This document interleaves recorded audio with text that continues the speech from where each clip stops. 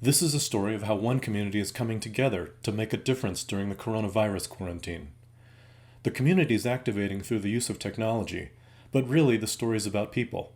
It's about makers, engineers, nurses and teachers, volunteers, and even people who might not think of themselves as any of these identities. All everyday people, all learning that by coming together, their community is finding ways to support itself and its neighbors. This story begins at PVNet, a STEM learning academy in Palos Verdes, a place in Greater Los Angeles' South Bay where people go to learn ways to embrace technology. We started out with the goal in mind to provide a place to go learn things that you haven't heard about, seen, didn't know existed, but they were going to be a big part of your life at some point and change the world. Ted Vegvari of PVNet says the academy serves 400 to 800 students a year in an interdisciplinary environment with a technology-rich approach.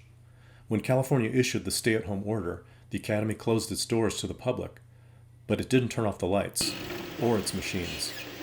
Everybody here at our center who volunteered, we're primarily a volunteer center. We all agreed that we have to do something. We're going to shut down. There's not going to be any classes, hands-on programs here for the foreseeable future. So we said, okay, we got 3D printers, we got laser cutters, we've got small CNC, we got all this fabrication equipment. Let's make product. PVNet started retooling its operation.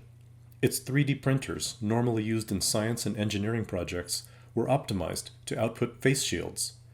These, along with other supplies known as personal protective equipment, have been in the news because they act as a crucial defense from infection, and they're in dire short supply.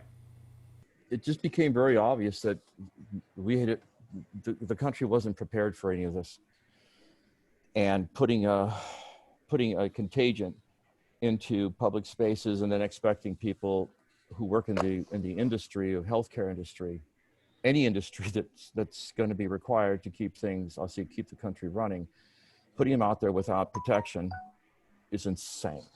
When PVNet asked the community if anyone needed face shields, they discovered an immediate need from local service providers.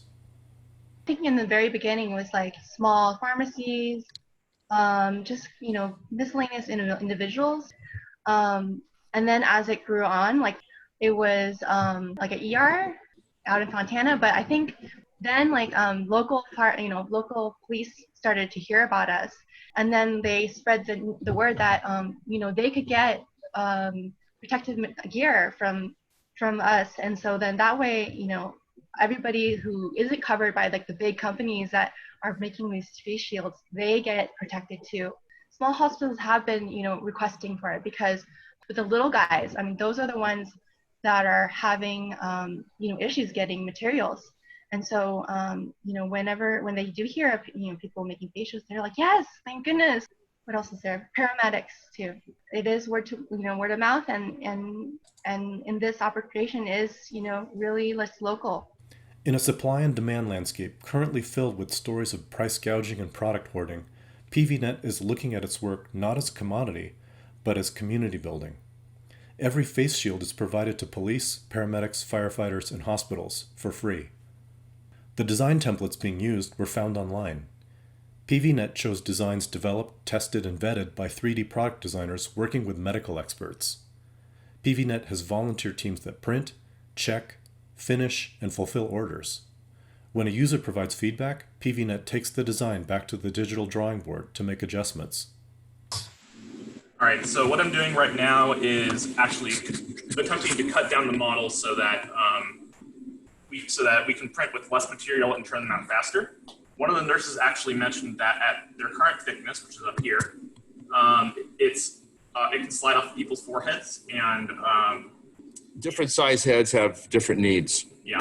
yeah, and that she put the elastic strap on one of the ones that on one of the 3D prints that failed kind of halfway through. It was above this part here, and she said that she actually liked that one better than the full-size one. So I'm going to try to cut down that file and slice it up and see what happens. So he's doing a redesign on the Prusa model. We're not changing major elements, but we're just thinning it down height-wise. Printing 24 hours a day, 7 days a week, with machines running at double speed or more, PVNet has quickly reached its 3D printing capacity. The Academy dips into its operating fund to buy more printers as demand requires. These two printers just finished basically printing 2 double 9 stacks of headsets. These are the new ones that we purchased a bunch of. PVNet's latest goal is to increase output by almost double. This is kind of like the output on a daily basis. It's about 80, somewhere around 80 or so right now. We're ramping up to try to get to 120 or 150 a day, but you're looking at fresh off the printer. We really need like 5 or 6 more printers than we have here to ramp up to 2,000 a week. That would be excellent. What would I really like? I would love to be able to do 5,000 a week for the foreseeable future, because we got great volunteers that'll come in and help with this in their free time because they can't go to work. There's always something that we can do. We just need to look for, the solutions and maybe everybody's shell-shocked right now, but there's that opportunity to contribute to solve the problem.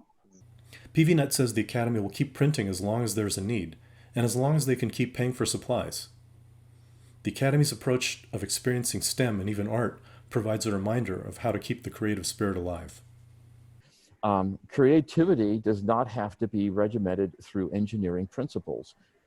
Art has its own set of principles. So we have an open space that has art, many different types of art. You name it, I think we've got it here, or addressing it or teaching it or doing a project in it for experiential purposes for the students. And we combine that with them seeing people doing things with robotics and engineering and biotechnology. And all of a sudden, they become comfortable. We rehabilitate their fears into, oh, this is incredibly related. We can all work together and we can all combine skills to come up with better things, better solutions, improve what's there, design things that aren't there. Well, you're doing really amazing work at PVNet, and I just want to thank you for spending some time to explain what you're doing. Even when you're not running the Academy, you're figuring out how to do amazing things. So that's really inspiring. Thank you very much. I really appreciate your kind comments. Thank you. And I hope everybody does well and it gets out of this. Okay.